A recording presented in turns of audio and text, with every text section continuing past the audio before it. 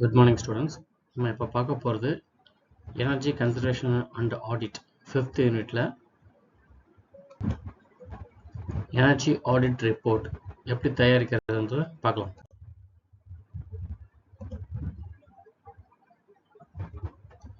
So energy audit report நம்ம எப்படி அதை ப்ரிப்பேர் பண்ணது பார்க்கலாம். அதுக்கு ஃபஸ்ட்டு ஸோ நம்ம ரிப்போர்ட் எப்போ தயார் பண்ணுவாங்க, ஒரு பர்டிகுலர் ஒர்க்கு முடிஞ்சதுக்கப்புறமா. So after successful completion of energy audit, அந்த எனர்ஜி ஆடிட்டர் என்ன பண்ணணும்னாக்க இந்த எனர்ஜி ஆடிட் ரிப்போர்ட்டில் வந்து சப்மிட் பண்ணணும். யாருக்கு சப்மிட் பண்ணணும்? அந்த கம்பெனியோட, எந்த கம்பெனிக்கு வந்து ஆடிட் எனர்ஜி ஆடிட் பண்ணுறாங்களோ அந்த கம்பெனியோட டாப் மேனேஜ்மெண்ட்டுக்கு இல்லை எம்டிக்கு இல்லை சிஇஓக்கு அந்த எனர்ஜி ஆடிட் ரிப்போர்ட்டை சப்மிட் பண்ணணும்.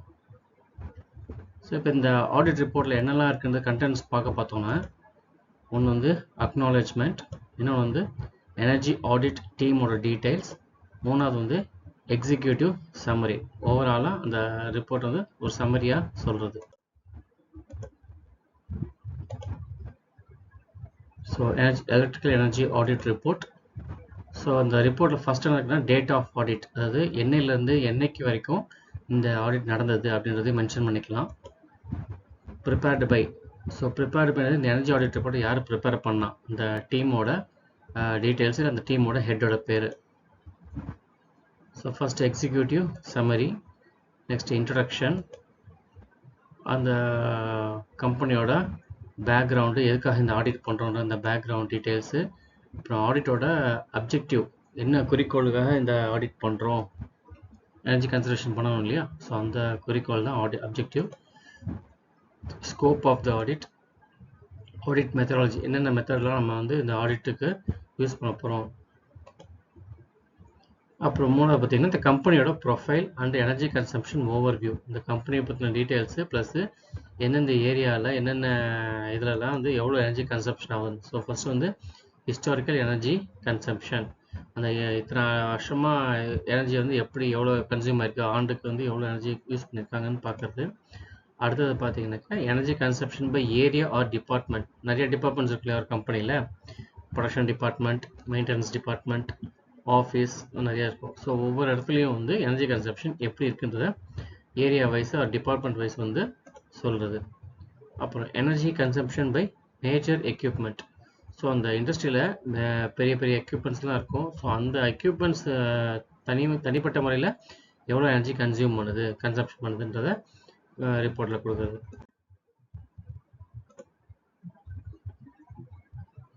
இப்போ அடுத்தது என்ன பார்க்க போகிறோம்னு பார்த்தீங்கன்னா ஆடிட் ஃபைண்டிங்ஸ் அண்ட் அனாலிசிஸ். அதில் பார்த்தீங்கன்னா production area, lighting systems, heating, ventilation and air conditioning systems, compressed air systems இருந்தால், auxiliary equipment, power quality. So நம்ம இந்த இதெல்லாம் பார்த்தீங்கன்னாக்கா இந்த ஏரியாலலாம் நம்ம வந்து ஆடிட் வந்து அனலைஸ் பண்ண போகிறோம், ஆடிட்டிங் பண்ண போகிறோம். ஸோ நெக்ஸ்ட் பார்த்தீங்கன்னா energy conservation measures, ECMs and recommendations. So இப்போ இந்த இடத்துல நம்ம வந்து ஆடிட்டிங் பண்ணணும் இல்லையா, பண்ணதுக்கப்புறமா இந்த என்னென்ன எனர்ஜி மெஷர்ஸில் கன்சர்வேஷன் மெஷர்ஸ்லாம் நம்ம வந்து ரெக்கமெண்ட் பண்ணுறோம், ஆடிட்டர் வந்து என்னென்ன ரெக்கமெண்ட் பண்ணுறாரு அந்த கம்பெனிக்கு அப்படின்றது பார்க்குறது. நெக்ஸ்ட் வந்து implementation plan and action items. So நம்ம இந்த ரெக்கமெண்டேஷன் கொடுத்துருக்கோம் இல்லையா, என்னென்ன பண்ணலாம்னு சொல்லிட்டு, புது சென்சார்ஸோ இல்லை எக்யூப்மெண்ட்ஸோ இல்லை என்ன பண்ணலான்றது. ஸோ அந்த ரெக்கமெண்டேஷன்ஸை வந்து இம்ப்ளிமெண்டேஷன் எப்படி பண்ணலாம் அப்படின்றது implementation plan and action items. அப்புறம் நெக்ஸ்ட் வந்து பார்த்தீங்கன்னா potential for renewable energy integration. So நம்ம எக்ஸிஸ்டிங் எலக்ட்ரிக்கல் எனர்ஜி யூஸ் பண்ணிட்டு இருக்கோம் இல்லையா, இது கூட நம்ம வந்து ரினியூவபிள் எனர்ஜி ஆட் பண்ண முடியுமா அப்படின்றத பார்க்கணும். ஸோ ரினியூவபிள் எனர்ஜியில் நமக்கு ஃப்ரீ சோர்ஸ் என்ன, ஒன்று சோலாராக இருக்கலாம் இல்லைன்னா விண்டாக இருக்கலாம். சரியா, மோஸ்ட்லி நமக்கு டே டைமில் கிடைக்கிறது இந்தியாவில் வந்து சோலார் அண்டு விண்டு தான் நமக்கு சர்ப்ளஸாக கிடைக்குது. ஸோ அதை நம்ம இன்டெகிரேட் பண்ணிக்கலாம் எக்ஸிஸ்டிங் எலக்ட்ரிக்கல் கிரிட்டு கூட. ஸோ நமக்கு இன்னும் எனர்ஜி வந்து ஃப்ரீயாக கிடைக்கும் இல்லையா. அப்புறம் ஃபைனலாக பார்த்தீங்கன்னா இந்த ரிப்போர்ட்டில் கன்க்ளூஷன் அண்ட் ரெக்கமெண்டேஷன்ஸ், ஃபைனலாக ஷார்ட்டாக வந்து கொடுப்போம். நம்ம ப்ராஜெக்ட் கொடுக்குற மாதிரி தான் கன்க்ளூஷன்ஸ் அண்ட் ரெக்கமெண்டேஷன்ஸ். டிஸ்க்ளைமர், நம்ம ஆடிட்டர் கொடுக்குறோம் இல்லையா, ஸோ இது வந்து இந்த கண்டிஷனில் இப்படி தான் செய்யப்பட்டது அப்படின்னு சொல்லிட்டு ஒரு சின்ன ஒரு அண்டர்டேக் நோட்டீஸ் மாதிரி டிஸ்க்ளைமர் கொடுக்குறது.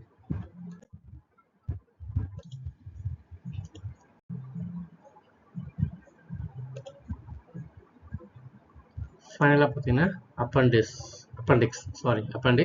ஸோ இது வந்து ஒரு ஆப்ஷன் தான். என்னன்னாக்கா நம்ம ஒரு ரிப்போர்ட் கொடுக்குறோன்னா அதுக்கு என்னென்ன டேட்டா, மெஷர்மெண்ட் டேட்டா கலெக்ஷன்ஸ் இருக்கு இல்லையா, ஸோ அதெல்லாம் வந்து நமக்கு தேவையான அனெக்ஷராக அட்டாச் பண்ணிக்கலாம். அதான் அப்பெண்டிக்ஸில் மென்ஷன் பண்ணுறோம்.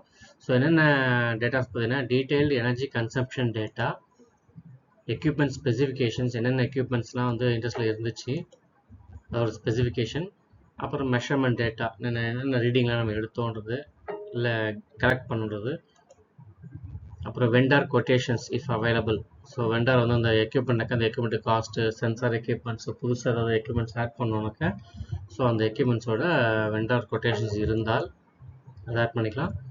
அப்புறம் photographs of identified issues. So எந்தெந்த ஏரியாவில் எந்தெந்த டிபார்ட்மெண்ட்டில் எந்தெந்த எக்யூப்மெண்ட்டில் நம்ம வந்து இஷ்யூஸ் வந்து ஐடென்டிஃபை பண்ணணுமோ அந்த ஃபோட்டோகிராஃபர்ஸ் அட்டாச் பண்ணிக்கலாம்.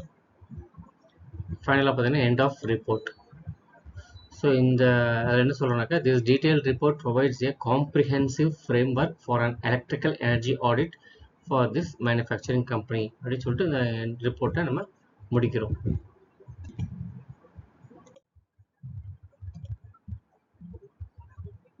ஸோ இப்போ பார்க்க போகிறது வந்து எனர்ஜி ஆடிட் ரிப்போர்ட்டோட என்னோட வெர்ஷன். இதை பார்த்தீங்கன்னா ஃபஸ்ட்டு என்ன பார்த்தீங்கன்னா industry or plant introduction. So அந்த இண்டஸ்ட்ரியை பற்றி நம்ம வந்து ஒரு இன்ட்ரடக்ஷன் கொடுக்குறோம் ரிப்போர்ட்டில்.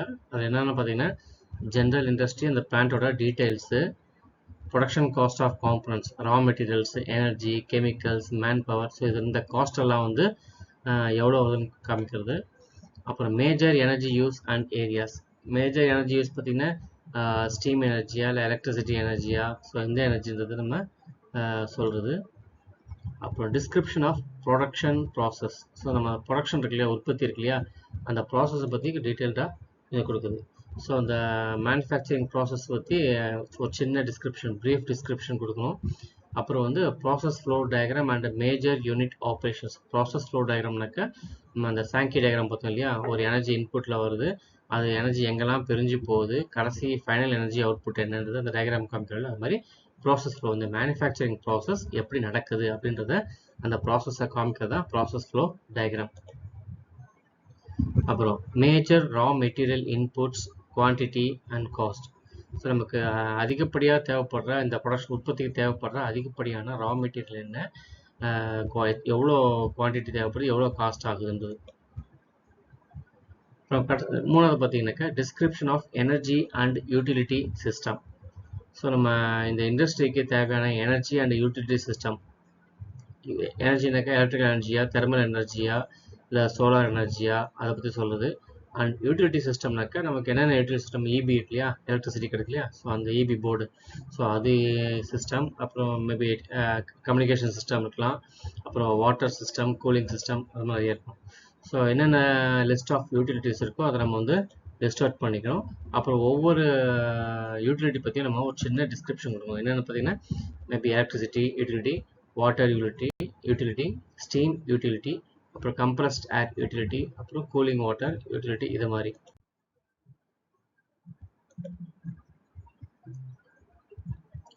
இப்போ நம்ம detailed process flow diagram and energy and material balance. நாலாவது பார்த்தீங்கன்னா ஸோ இது வந்து இந்த flow chart showing the temperature, flow rate, pressure of all input output stream, இந்த டேட்டாலாம் வந்து அதில் இருக்கும். அப்புறம் water balance for the entire industry, எவ்வளோ வாட்டர் லிட்டர்ஸ் இன்புட் எடுத்து யூஸ் பண்ணுறோம், அப்புறம் எவ்வளோ வந்து வெளியே இண்டஸ்ட்ரி விட்டு வெளியே போகுதுன்ற மாதிரி. அஞ்சாவதாக பார்த்தீங்கன்னா energy efficiency in utility and process system. இது வந்து ஒரு அசஸ்மெண்ட்டு, ஒரு டெஸ்ட் வைக்கிறதுல அது மாதிரி ஒரு செக் பண்ணி பார்க்குறது. ஸோ ஸ்பெசிஃபிக் எனர்ஜி கன்சப்ஷன், ஒரு பர்டிகுலர் இதுக்கு எவ்வளோ எனர்ஜி கன்சப்ஷன் ஆகுதுன்னு ஸ்பெசிஃபிக்காக மென்ஷன் பண்ணுறது. அப்புறம் பாய்லரோட எஃபிஷியன்சி எப்படி இருக்குது, நெக்ஸ்ட்டு ஃபர்னஸ் அதோட எஃபிஷியன்சி எப்படி இருக்குன்னு பார்க்குறது. அப்புறம் கூலிங் வாட்டர் சிஸ்டம் பர்ஃபார்மன்ஸ் எப்படி இருக்குன்னு பார்க்குறது. அப்புறம் டீசல் ஜென்ரேட்டர் செட்டோட பர்ஃபார்மன்ஸ் எப்படி இருக்குன்னு பார்க்குறது. இதெல்லாம் நம்ம அசஸ் பண்ணுறது. நெக்ஸ்ட் ரெஃப்ரிஜரேஷன் சிஸ்டம் கூலிங்க்கு, அதுமாதிரி கம்ப்ரஸ்ட் ஏர் சிஸ்டம் அதோட பர்ஃபார்மன்ஸ் எப்படி இருக்குன்னு பார்க்குறது. அப்புறம் எலக்ட்ரிக்கல் மோட்டார் லோடு, LOAD, அது எலக்ட்ரிக்கல் மோட்டார் லோட். அப்புறம் ஃபைனலாக லைட்டிங் சிஸ்டம். ஸோ இதோட சிஸ்டமோட பர்ஃபார்மன்ஸ், அதோட எஃபிஷியன்சி எப்படி இருக்குன்றதை நம்ம ரிப்போர்ட்டில் கொடுக்கணும்.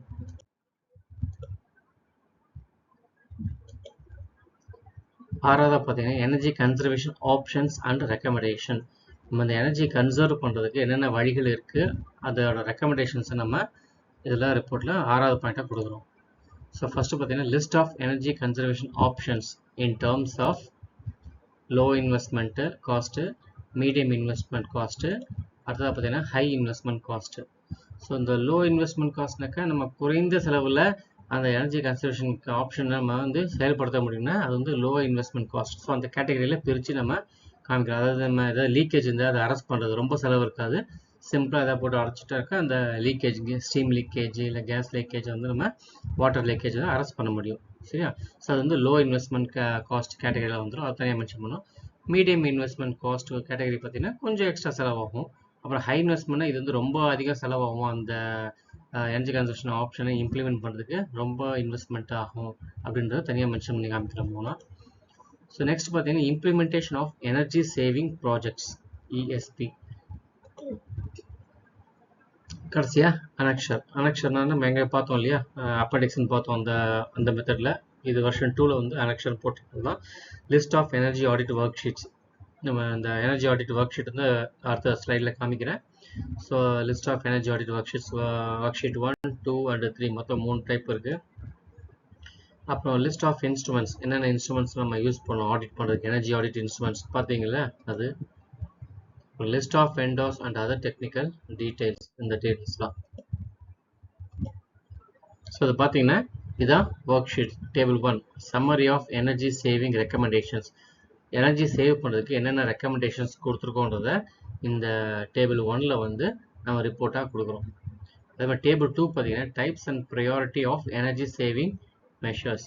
ஸோ எந்த எனர்ஜி சேவிங் மெஷர் ஃபஸ்ட்டு பண்ணணும், எது பொறுமையாக பண்ணிக்கலாம். சில இது ரொம்ப முக்கியம், அதை பண்ணால் நம்ம நிறையா எனர்ஜி வந்து சேவ் பண்ண முடியும். சில இது கொஞ்சம் அர்ஜென்ட்டு கிடையாது, நம்ம பொறுமையாக பண்ணிக்கலான்றது அந்த ப்ரையாரிட்டியை நம்ம கொடுக்கறது. சரியா? ஸோ இதில் பார்த்தோன்னா நோ இன்வெஸ்ட்மெண்ட். ஸோ நம்ம ஏதோ இன்வெஸ்ட் பண்ணி அப்புறமா அதை பண்ண வேண்டிய தேவையில்லை, உடனே இமீடியட்டாக நம்மளால் அந்த ஆக்ஷன் எடுக்க முடியும். Operational improvement or housekeeping. So அதெல்லாம் நீட்டாக வச்சிருந்தாலே நமக்கு சில எனர்ஜி வந்து கன்சப்ஷன் கம்மியாக இருக்கும். நெக்ஸ்ட் பார்த்தீங்கன்னா லோ இன்வெஸ்ட்மெண்ட். அந்த 3 டைப் பார்த்தோம் இல்லையா, low investment, medium investment, high investment. So அது வந்து ரெண்டாவது பார்த்தீங்கன்னா low investment, short to medium term. So அது என்ன கண்ட்ரோல்ஸு, எக்யூப்மெண்ட் மாடிஃபை பண்ணுறது, ப்ராசஸர் சேஞ்ச் பண்ணுறது. ஸோ இது மாதிரி பண்ணால் லோ இன்வெஸ்ட்மெண்ட், ரொம்ப செலவு கிடையாது இதுக்கு. அப்புறம் ஹை இன்வெஸ்ட்மெண்ட் வந்து லாங் டேர்ம் மெஷரு. ஒன்று வந்து எனர்ஜி எஃபிஷியன்ட் டிவைசஸ் கொண்டு இன்ஸ்டால் பண்ணுறது, அப்புறம் ப்ராடக்டை மாடிஃபை பண்ணுறது, அப்புறம் டெக்னாலஜியை சேஞ்ச் பண்ணுறது. ஸோ நம்ம டெக்னாலஜியை நம்ம ஆஸ் யூஷுவல் டக்குன்னு சேஞ்ச் பண்ண முடியாது. டெக்னாலஜியை சேஞ்ச் பண்ணோன்னாக்கா ஓவரால் எக்யூப்மெண்ட்ஸ், மிஷினரிஸ்லாம் கூட சில சமயம் மாற்ற வேண்டியது வரும். ஸோ அதாவது வந்து high investment cost long term சொல்கிறாங்க. அடுத்ததாக பார்த்தீங்கன்னா table 3, report format for energy conservation recommendations. So title of recommendation, நம்ம வந்து என்ன ரெக்கமெண்டேஷன் கொடுக்குறோம். So combine DG set with cooling tower with main cooling tower. So இந்த இது தனித்தனியாக ஆப்ரேட் ஆகிருக்கும். ஸோ இதை வந்து நம்ம கம்பைன் பண்ணுறதுனால அது ஒரு ரெக்கமெண்டேஷனாக ஆடிட்டில் கொடுக்குறோம், ரிப்போர்ட்டில் மென்ஷன் பண்ணுறோம். ஸோ இங்கே வந்து description of existing system and its operation, ஏற்கனவே எப்படி இருக்குது, இது நம்ம ரெக்கமெண்டேஷன். இது வந்து ரெண்டாவது பாயிண்ட் வந்து ஏற்கனவே என்ன இருந்துச்சு அப்படின்னு சொல்கிறது. Description of propose system and its operation, நம்ம ப்ரொப்போஸ் பண்ண அந்த கம்பைன்ட் இருக்கு இல்லையா, combined DG set with cooling tower. So அந்த சிஸ்டமோட அதோட ஆப்ரேஷன் எப்படின்றத நம்ம இங்கே மென்ஷன் பண்ணுறோம். இது சும்மா ஜஸ்ட் சின்ன டேபிள் தான், நம்ம ரிப்போர்ட் நிறைய எழுதுவாங்க. அப்புறம் எனர்ஜி சேவிங் கேல்குலேஷன்ஸ். ஸோ இந்த கேல்குலேஷன்ஸ்லாம் வந்து மேற்கொள்ள வேண்டும் போட்டிருக்காங்க. அப்புறம் காஸ்ட் பெனிஃபிட்ஸ், அஞ்சாவது பார்த்தீங்கன்னா cost benefit, annual energy saving potential, எவ்வளோ சேவ் பண்ண முடியும் இந்த ரெக்கமெண்டேஷன் பண்ணினா அப்படின்றது. ஆனுவல் காஸ்ட் சேவிங்ஸ், இன்வெஸ்ட்மெண்ட், இதுக்கு எவ்வளோ இன்வெஸ்ட்மெண்ட் பண்ண வேண்டியிருக்கும். அப்புறம் சிம்பிள் பேபேக் பீரியட், இன்வெஸ்ட்மெண்ட் எவ்வளோ பண்ணுறோமோ அந்த இன்வெஸ்ட்மெண்ட் காஸ்ட்டை நம்ம எத்தனை மந்த்தில் எத்தனை இயரில் வந்து நம்ம வந்து அந்த எனர்ஜி மிச்சப்படுத்துறது மூலமாக நமக்கு வந்து அந்த இன்வெஸ்ட்மெண்ட்டை வந்து நம்ம திருப்பி கலெக்ட் பண்ணுறோம் அப்படின்றத மென்ஷன் பண்ணுறது. சரியா? ஸோ இதான் எனர்ஜி ஆடிட் ரிப்போர்ட்டு. ஒவ்வொரு எனர்ஜி ஆடிட்டரும் ஒரு கம்பெனிக்கு போயிட்டு அவங்க ரிக்வஸ்ட் பேரில் போயிட்டு இந்த ஆடிட்டரை வந்து ஆடிட்டிங் பண்ணி சிஸ்டம் இண்டஸ்ட்ரி ஃபுல்லாக ஆடிட் பண்ணி அதை ஒரு ரிப்போர்ட்டாக வந்து அவங்களுக்கு சப்மிட் பண்ணணும். ஸோ இந்த எனர்ஜி ஆடிட்டருக்கு வந்து அதுக்கு ஒரு ஃபீஸ் கொடுப்பாங்க. சரியா? Based on the nature of work, எவ்வளோ நாள் எடுத்துக்கிட்டாங்க, அதுக்கேற்ற மாதிரி நம்ம ஃபினான்ஷியல் ஆடிட்டர் இருக்காங்க இல்லையா, இன்கம் டேக்ஸ் பே பண்ண அசஸ் பண்ணுறதுக்கு. ஸோ அது மாதிரி இந்த ஆடிட்டருக்கு நமக்கு வந்து ஃபீஸ் கொடுப்பாங்க. ரைட்டா? Okay, thank you.